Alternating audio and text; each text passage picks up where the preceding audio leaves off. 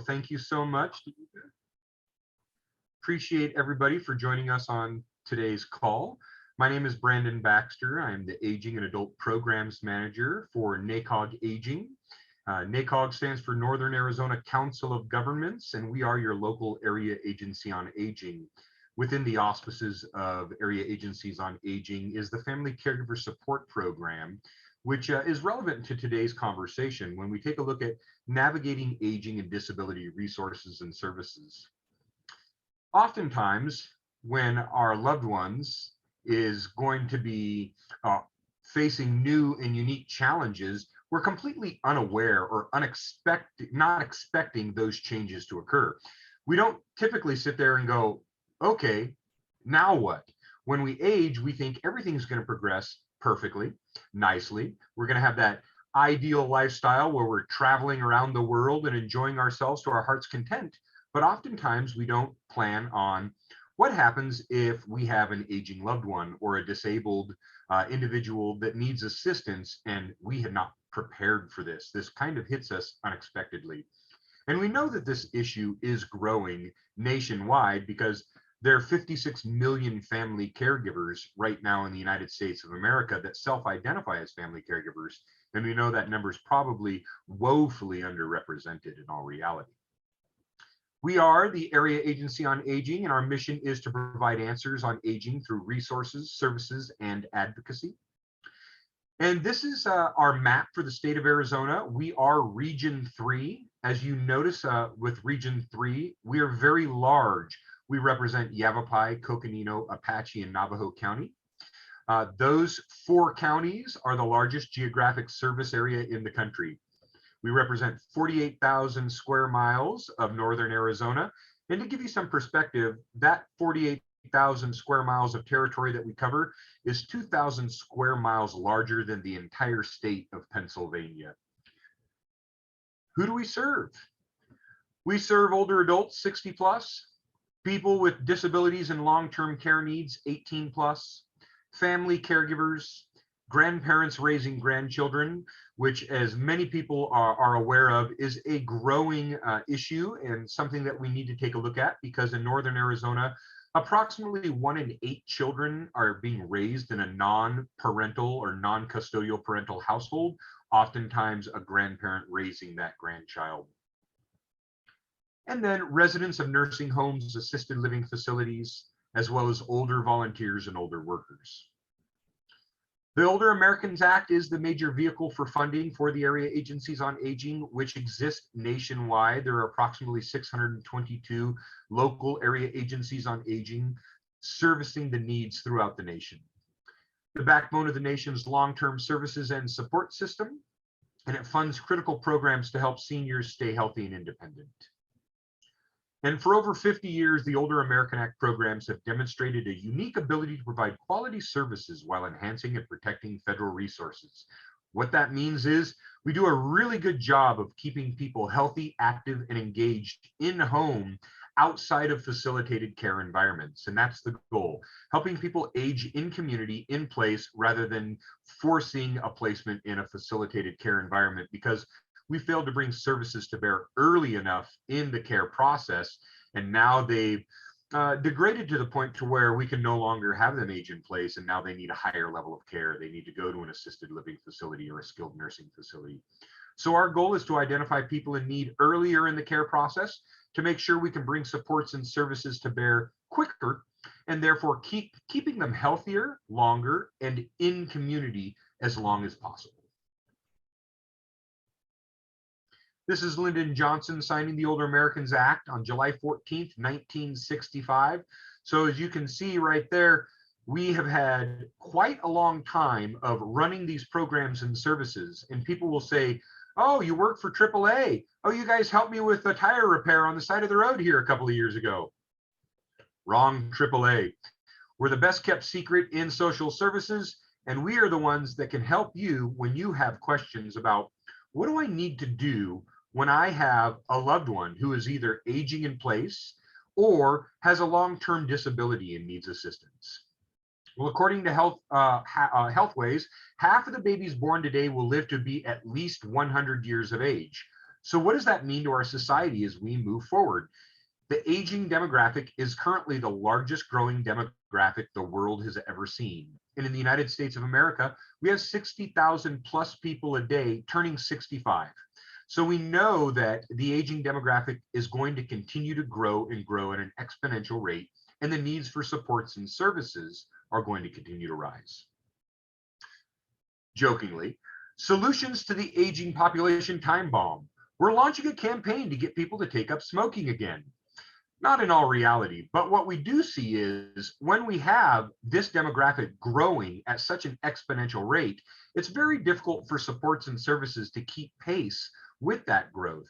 So we've had to get very, very good at aligning ourselves with like-minded nonprofit agencies and other social service providers to find out where the gaps in services are so we can help meet the needs where they are more efficiently and more effectively.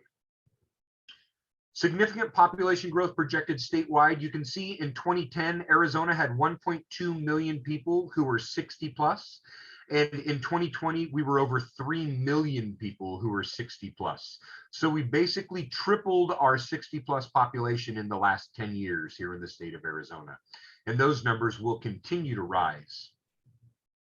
And the importance of access to services, we see people want more access to public transportation, access to grocery stores and parks, access to pharmacies, hospitals, church and religious institutions.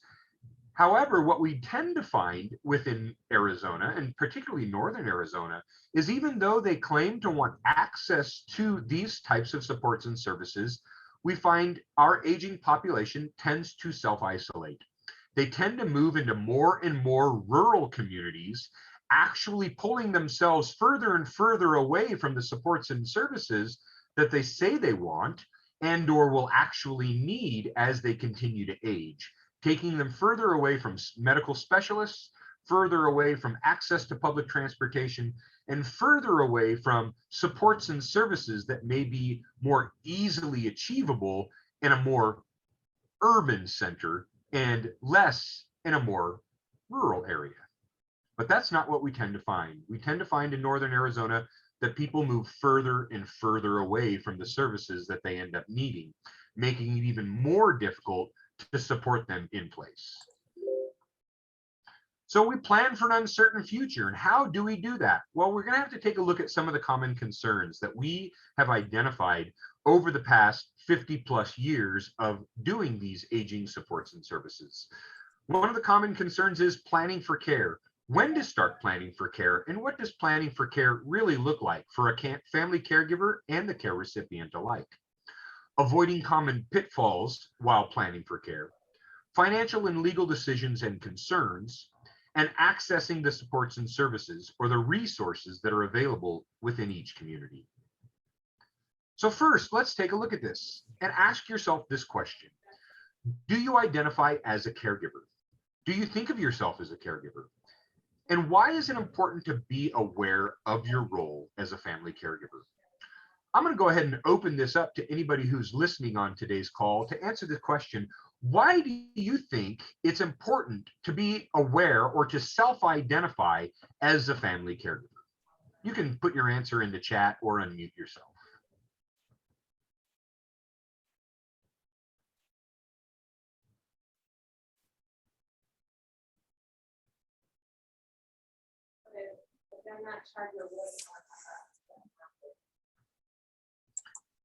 So one of the things that we found in the aging supports and services realm is that you are way more likely to start seeking out what the available supports and services are for you and your loved one if you first self-identify as a family caregiver.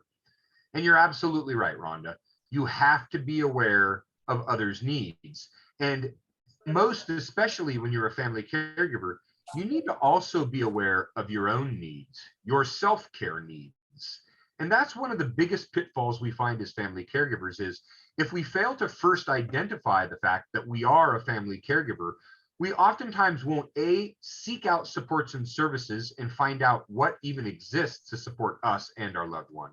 But not only that, you won't even realize that self-care needs for you as a family caregiver exist, or that they're very important. And as we go through today's presentation, you'll see just how important self-care as a family caregiver truly is.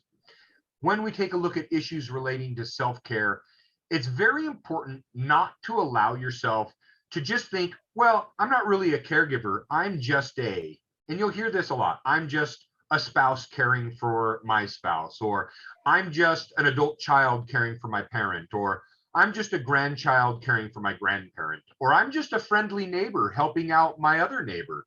You'll hear I'm just a lot in an attempt to deny the fact that they are, in fact, serving a role as a family caregiver. And you will especially see this for long distance family caregivers, maybe family caregivers who don't live in the same community as the care recipient, or maybe even live out of state and say, well, I just help with appointments. You might just help with appointments, but you are taking on caregiving responsibilities and tasks. And with that comes inherent stresses, managing multiple schedules, making sure that you have everything aligned for your care recipient, but not only that, to make sure that your own personal care needs are being met and or the care of other family members within the family unit. It's also very important to self-identify as a family caregiver because that puts you in a position for planning for the future. What do we do when we plan for a crisis? Oftentimes, the first an individual will self-recognize as a family caregiver is when there's a medical emergency or a crisis situation involving the care recipient. A hospitalization has occurred, a major illness or injury has befallen their loved one, and now they're into a hands-on position of having to care day to day for their loved one's needs. And now, once they're in the midst of this crisis, they go, okay, I'm a family caregiver and I'm going to need some support and help here. Well, that's not exactly the best time to start planning for a crisis, is when you find yourself smack dab in the middle of said crisis.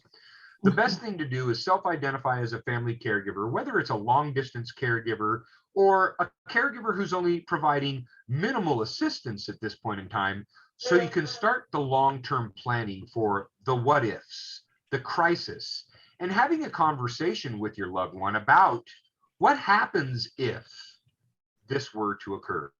What would happen if your care needs outstrip my ability to meet those care needs in the home? Have you thought about your feelings on assisted living facilities or a skilled nursing environment should you have to recover post illness or injury or post surgery? Have you thought about taking a look at what amenities are available at the local assisted living facilities and putting a plan of, if I were to have to end up in a local facilitated care environment, which facilitated care environment would I prefer to be in? Have I met with the administrators? Have I toured the grounds? Have I looked at everything that's available from a support standpoint for the care recipient and for the family members as a whole? Because a lot of this is about feel and fit. And to find the right feel and fit for a loved one happens best when that loved one is involved in the beginning of the process. And if they're in the middle of a medical emergency or they're in the middle of a health crisis, they really can't be involved in the selection process when you're taking a look at facilitated care environments. So it's really good to self-identify early in the process as a family caregiver so you can start that planning for a crisis. So you can start planning for the future what ifs in a scenario. It's very difficult to select a facilitated care setting that's going to best meet your needs and your loved one's needs if you actually haven't ever done any planning involved in visiting and identifying what it is you're looking for in a facilitated care setting. Next, we want to take a look at some of the other things of where to start. Well, it can be hard to get a diagnosis oftentimes. There can be a lack of specialists in your area who are hesitant to give you a diagnosis because they don't specialize in that particular field. They may not want to say, yes, your loved one has X. And so consequently, you and your loved one may go a very long period of time before you have a concrete diagnosis. There can also be a hesitancy to diagnose cognitive impairments, whether it be Alzheimer's disease, whether it be some other form of dementia, you may have a specialist who just does not like diagnosing for multiple reasons. A, they fear that they may not be accurate, or B, they fear of the repercussions involved in how that individual is going to take that diagnosis, or how their loved ones are going to take that diagnosis. So sometimes you may struggle to get a diagnosis for a long time. You may struggle even after getting a diagnosis of feelings of being alone and without hope, either as a care recipient receiving that diagnosis or as a caregiver trying to process, how do I cope with this diagnosis of my loved one and our changing relationship? I'm now the only one, A, involved in the planning of care, B, who's physically in the same community that can provide the hands-on care if needed, or C, has a full understanding of the finances involved that are going to be involved with the care of this loved one. And now that feeling of being overwhelmed, alone, and without hope for that journey ahead can feel overwhelming. Unaware of what services and supports are available, even to help you in this process. We hear day in and day out, if only I had known that these programs and services had existed years ago. And that's heartbreaking because you know that the help was there, they just didn't know it existed. Or the feelings of overwhelm because there's just too much paperwork involved. You just got the diagnosis. You're trying to cope with what is a grief process of accepting this new diagnosis. And now you have paperwork from how many different agencies, from how many different programs and services, just to see if I qualify for the help that I wish I already had. So the feeling of being overwhelmed can come into play. Or the feeling of it's all my responsibility. I have to do it. I'm the spouse. I'm the parent. I'm the child. Nobody else can do it the same way that I can do it. And you hear these concerns articulated day in and day out. And while these concerns are valid, that you may feel you are the only one that can do it a certain way, understand that you aren't the only one that can do it. Understand that you aren't the only one that can help your loved one, and that there are other tools, other programs, other supports available should you find yourself in a position of need. We always like to say that the general contractor doesn't go around refusing to use the hammer in his tool belt to pound in every single nail and every single 2x4 when he's building a house. He makes sure that he uses the right tool for the job. So don't feel like you have to go around doing every single aspect of care planning and caring for your loved one as a family caregiver. There are tools and supports available to help you in this process. Make sure you identify and feel comfortable in using the available tools and supports out there so you don't get to a level of burnout. There are changes in family relationships between a parent and child. If you are a child now caring for your parent, there are going to be some inherent changes in that relationship. And how do you navigate those changes? What about the challenges of a spousal relationship now changing because you are caring for a spouse one in a level that you hadn't had to care for before? And what do those changing dynamics look like to you and your spouse? What about family dynamic challenges involved with siblings or other family members who want to be involved in the care planning or don't at all want to be involved in the care planning, and the challenges and struggles of both scenarios where you have an overzealous individual wanting to be involved in everything, or you cannot find any family member to help you with any aspect of the care plan and you feel like it's all coming on you. Both challenges can be difficult to manage. And the finances. How do I navigate powers of attorney, balancing expenses, and knowing the fact that, by the way, the state of Arizona has multiple types of powers of attorney. And what do I need to do to make sure that I have all of these different powers of attorney set up before my loved one is impaired beyond the point of being able to get these documents notarized and approved? What if I wait too long and now I can't get the powers of attorney in place? Where does that leave me and my loved ones moving forward? So knowing to go to the Arizona Attorney General's website, look at the care planning documents that they have on that website and identifying what forms and what paperwork will my family need to have in place before something critically happens and they can no longer be of sound mind to get these documents in place for the future.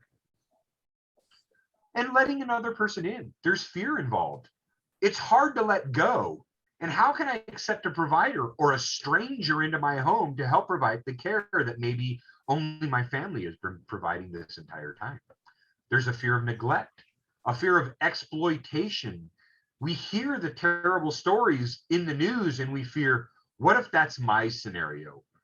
What if there's a fear of reporting involved? Because sometimes our loved ones will, quite frankly, neglect their own care to the point to where we worry, will somebody report my loved one to some agency if I try to bring in some outside help?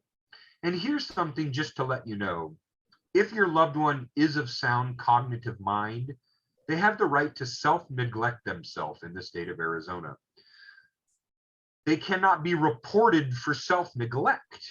But what we can do is try to bring supports and services alongside them to help them in a situation of self-neglect, to help them in a situation to where more supports and services in the home may in fact keep that individual independent and able to age in place longer. You see, a lot of the fears are associated with empowerment philosophy. Your loved one may fear that they will lose their own independence if somebody else comes into the home to provide help. And in all reality, bringing somebody into the home may be the very thing that empowers them to age in place even longer than they would otherwise. So having that conversation about these supports and services will help you stay in place longer than if we don't bring them to bear earlier in the process. Long distance caregiving challenges. What do I do when I'm one community away, one state away, one country away from my loved one, and I have these fear of bringing somebody into their home and I'm not physically there to see what's taking place when that person comes into the home? And challenges associated with burnout, because burnout is big. Having individuals burn out from their care responsibilities is something every family caregiver should have at the forefront of their mind. Why is that very important? Well, here's the reason why. 4 out of 10 caregivers will die before their loved one. They will predecease their loved one, and oftentimes those issues associated are directly associated with lack of self-care. We as family caregivers will not care for ourselves to the point to where we are the ones that pass away first. And then what happens to our loved ones when we lack of self-care ourselves right into an early grave? And even if we don't see the very real health consequences resulting in death, we do see that more than 60% of family caregivers meet the diagnostic criteria of clinical depression.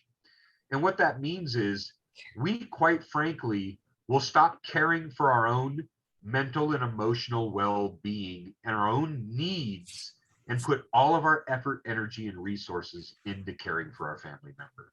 And that's a very dangerous thing to do as a family caregiver. We have a joke in the aging world that is less funny, ha ha, and more funny, aha, that relates to family caregivers going into the medical office. And that medical doctor appointment may find that one person walks into the room and their hair is done, the blouse is pressed, the slacks look nice, and the other individual comes into the room, a complete disheveled mess, leaning up against the wall, barely hanging on for dear life. One of those people is the care recipient, and one of those individual is the family caregiver. The joke is the family caregiver tends to be the one looking the most disheveled at the doctor's appointment because they've taken all their time, effort, and energy making sure that their loved one is bathed, is dressed, is looking ready to go for the doctor's appointment. But the family caregiver quite possibly has not had a bath in a very long time, has not had a good night's sleep in years, and has stopped thinking about their own care needs a long time ago. And we know that when that's the case, it's the family caregiver who's more than likely than the care recipient to need medical attention in the short term. Plus, many family caregivers experience unbelievable financial stress. How do I balance my own finances and the finances of the care recipient that I've now been tasked with caring for? And a lot of the programs that are out there, unfortunately, can be reimbursement-based programs to where you have to be out of pocket first for the expenses and then apply for reimbursement for a lot of, say, home hazard modification programs or home improvement programs to make my home or my loved one's home more safe to care for them in place. They first have to be out of pocket for many of these programs. So how do you deal with the financial challenges of A, writing a check first, and then B, navigating the paperwork involved in getting reimbursed for those expenses? And what are the solutions involved with these many challenges? Well, let's take a look at some of the supportive services. At the Area Agency on Aging, talking about the Older American Act programs and services, there are a lot of supports and services that are out there and available to our community members. And I'd like to start covering some of those supports and services so you realize you're not alone and you don't have to face these challenges without the supports and services in place. We have information and referral services. And as you see our toll-free number at the bottom of this slide, 877-521-3500, that's the best way to start. A lot of times people will just call that phone number and say, I have a loved one in need of supports and services, and I don't even know what's out there. This phone number is a great place to start. We have case management services available for case managed services, home and community-based services to keep people healthy and engaged in home for as long as possible, transportation, legal advocacy, and community education services available through Title IIIB services. Client Services Unit at the Area Agency on Aging includes information and referral and our resource house and options counseling as far as what's available to you and your loved ones. What transportation services are available within your community to help meet your loved one's transportation needs? Central Intake is our toll-free number, our no wrong door point of entry to that 877 number, and to do a pre-screen to find out if you qualify for our case managed services, as well as get you involved in our emergency evacuation coordination so we can find out where you are and in the event of an emergency, if you or your loved one might need emergency evacuation assistance, whether it be fires, floods, natural disasters that you haven't even thought of yet. What can we do to make sure that you and your loved one are identified in the case of an emergency evacuation order? Central Intake and Information Referral is staffed by nationally AIR certified information and referral specialists to answer our calls, so they're trained to handle crisis and conflict calls as well. Information on long-term supports and services, NACOG services, and home and community-based services throughout our region. And we have an extensive database for information and referrals, which we update regularly. So should you have a question on what's available in your local community, we have up-to-date information. Our toll-free number, as we've talked about, is 877-521-3500. And our website is www.nacog.org/AAA. Our case management services, we do an intake and assessment over the phone, and it's a very intense and very in-depth assessment and a needs assessment for the individuals to see where their needs met and where their needs not currently being met, and what can we do to align supportive services to help meet those unmet needs.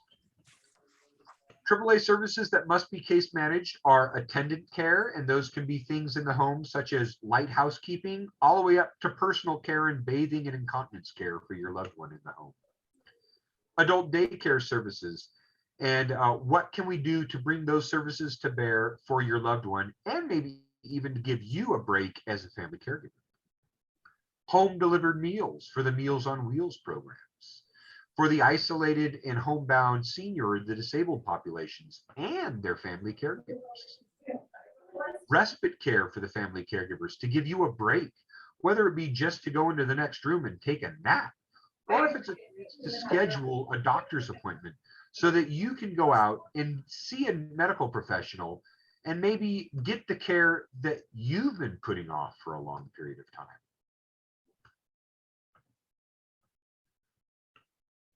The Older Americans Act Title III C1 and C2 meals provide funding for our congregate meals, and that's to reduce hunger and food insecurity, but it's also to promote socialization and nutrition education and promote health and wellness programs. So we can make sure that we're providing individuals with educational information so they can make better choices about the food and about their own holistic wellness.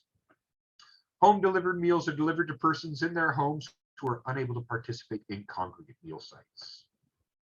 Within the programs unit, we have Medicare and public benefits counseling, assistance with questions on Medicare and public benefits. We have the long-term care ombudsman program, which advocates for residents in long-term care settings and acts as a liaison between administrators, family, and the residents of the long-term care settings.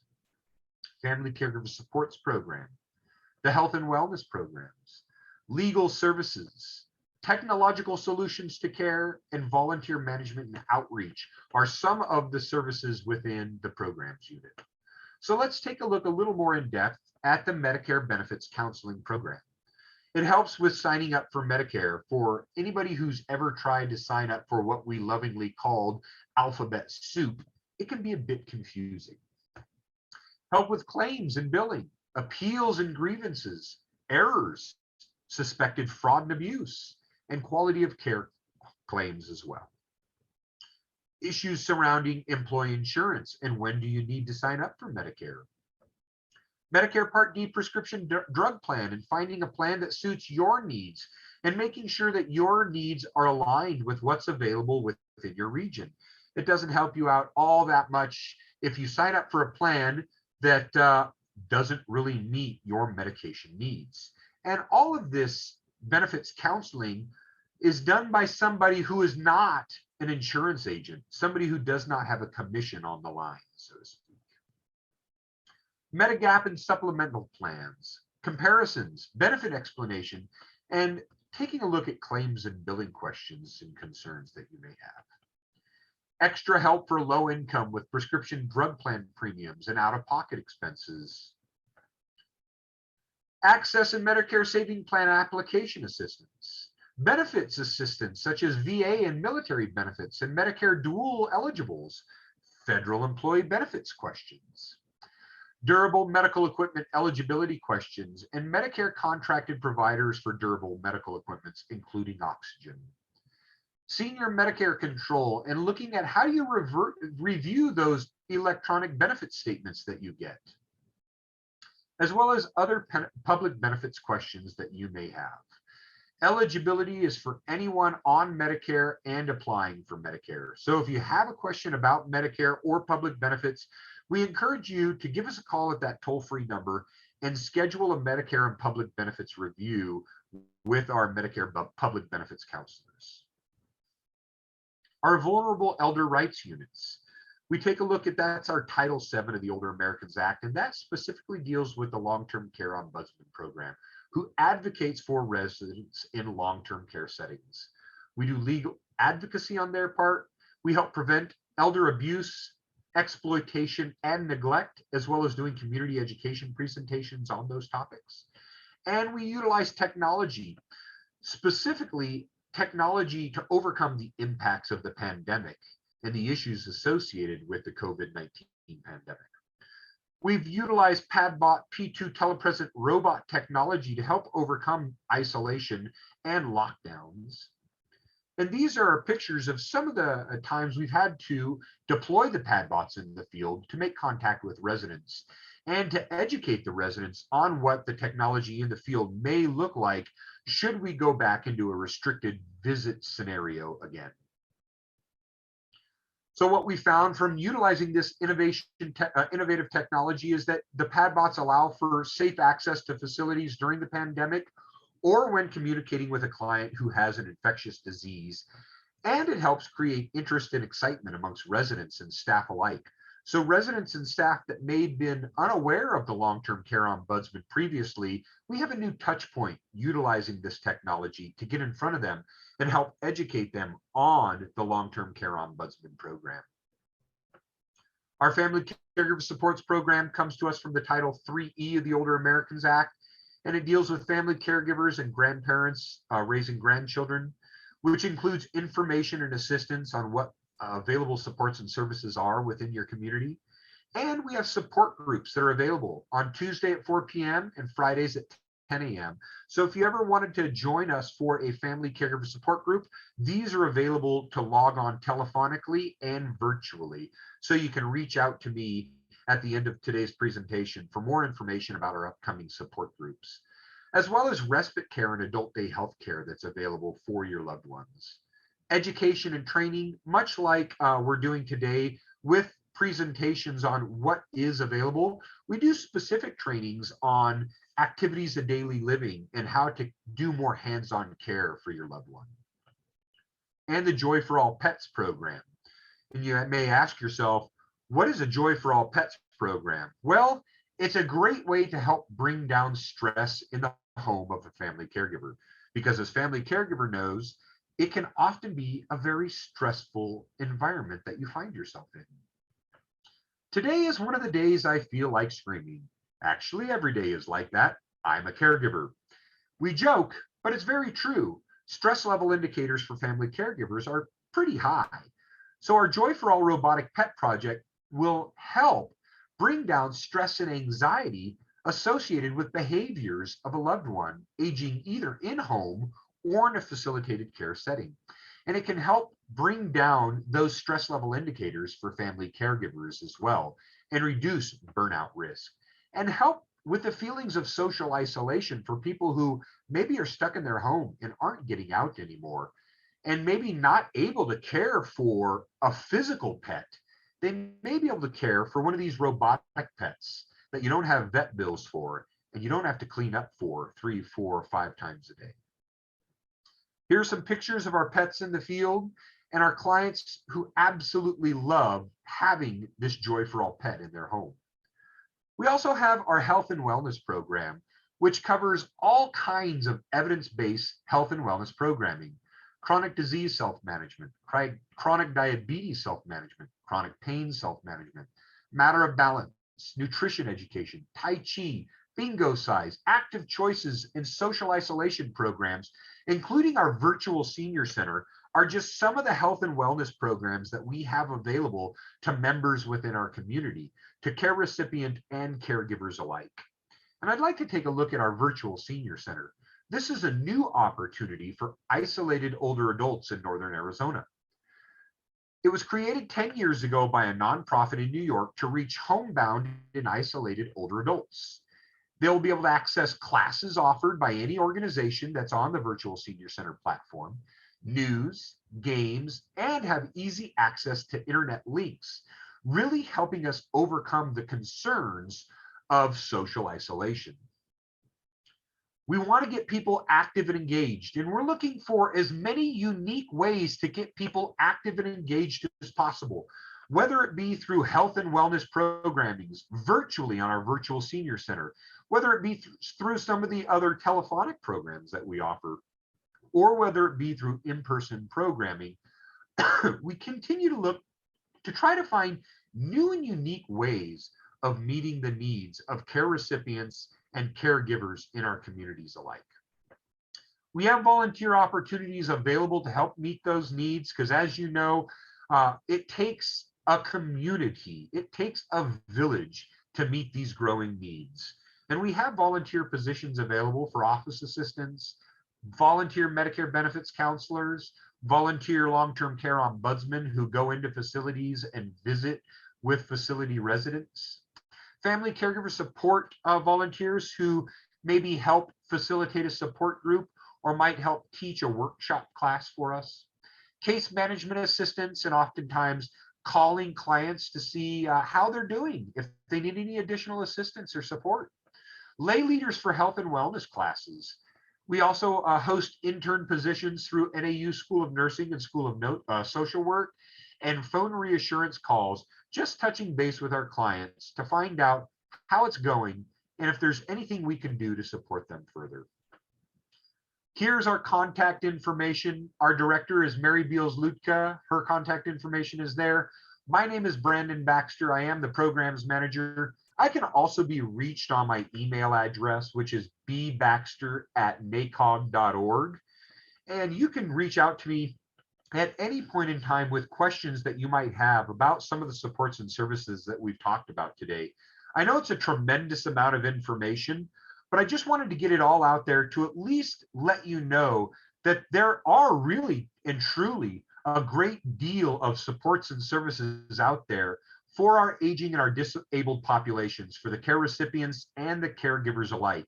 And should you ever find yourself in a need to access those supports and services, by all means, please don't hesitate to reach out to me and let me know what we at NACOG Aging can do to bring more supports and services to bear to you and for your loved ones.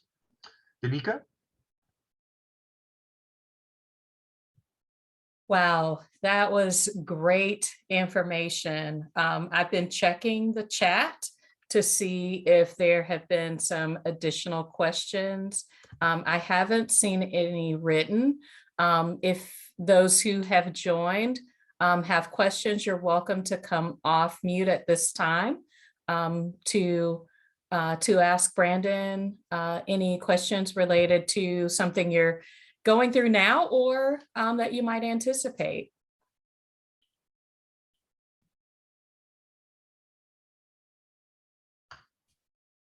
Thank you, Jennifer. I appreciate that.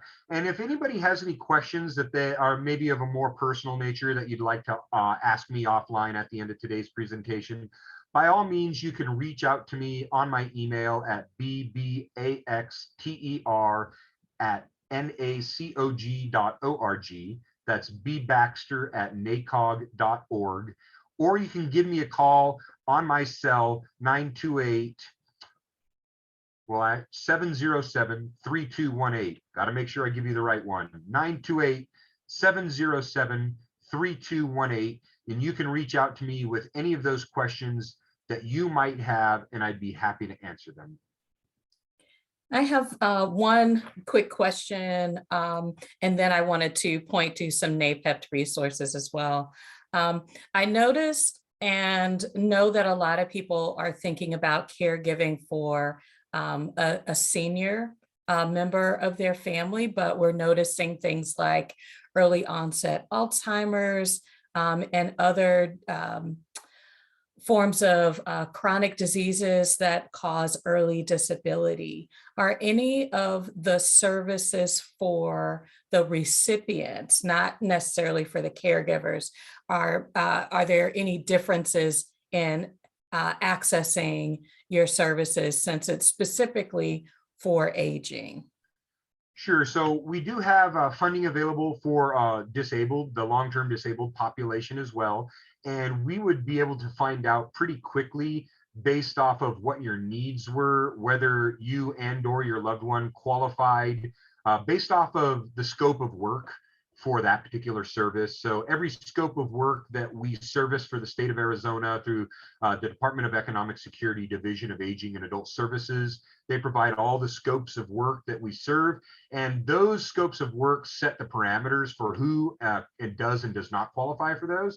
So I just tell everybody, call that No Wrong Door point of entry, that toll-free number, 877-521-3500, and find out, do the quick over the phone intake with them and find out what supports and services you need. Because yes, some of the programs and services are available for those that are 18 plus. And some of those services are available for 55 plus, some are available for 60 plus. And it just really depends on what particular service you're looking for. So I would definitely say everybody can access our information and referral department.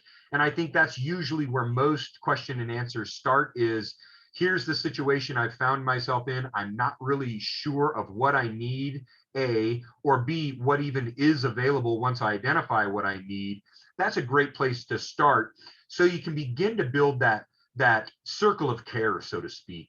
Find out who can help you meet A need, B need, C need, and begin to really flesh out what that circle of care is going to look like for you and your loved one. And that circle of care is going to grow, it's going to change, it's going to expand and contract over time based on the ever-changing care plan that you and your loved one face. So we talk about it before, but it's never too early to start planning when you're a family caregiver, because all of us will be a family caregiver at some point in time, whether it be for a child, a spouse, an aging parent, or just helping a friend or neighbor in need. We're all going to find ourselves in some sort of a caregiving role.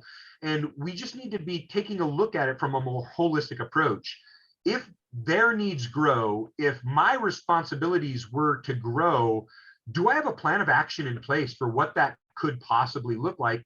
And if I started that conversation with my loved ones so I don't get so much pushback, should the time come to where the needs are growing and the status quo is no longer good enough, I need to bump up the care. I need to bring in some more help. I need to access this support or service.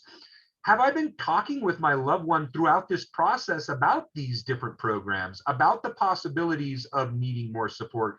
Because if the first time I'm talking to them about needing more support is when I'm bringing that support into the home, it may not go over as well as I'm hoping. Very true. All true. All true. Thank you so much. I know that there were several thank yous in the chat. In relationship to what's available and to get people thinking about what resources are available within at NAPEPT and their individual agencies, I want to mention that Jorgensen Brooks is available to employees for mental health support. It is provided telephonically for you to speak with a counselor. They also have access to setting up an advance directive for you as an employee or a will. So Jorgensen Brooks has a lot of resources that are available that you can tap into to get supported, and finding other things like housing and financial support as well. You want to remember that through your medical insurance, if you have medical insurance through NAPEPT, that you have access to telehealth, where you can see a doctor virtually for acute health issues. So if you have something that comes up and it is an acute health issue, you can speak with a medical professional through a secure link on an Apple or Android device or a cell phone for video or audio only interaction with a health professional. We also want to mention that reaching out to your agency's HR department can help you think through what your leave of absence options are if needed. Things like Family Medical Leave Act or short or long-term disability, or the additional financial or retirement services that you need to investigate to know what your options are depending on your particular circumstance. So all of these are available to employees. If you have additional questions, you're welcome in relationship to NAPEPT resources, you're welcome to go out to the NAPEPT website. There is a way for you to send an email to me or to our staff support to answer those vendor relationships that we have that can support you during this time. We want to thank everyone for joining us today, especially Brandon with NACOG. Thank you so much. It's hopefully information that you can use to get started, to have it well before you need it, and have a good rest of the afternoon. Thank you all.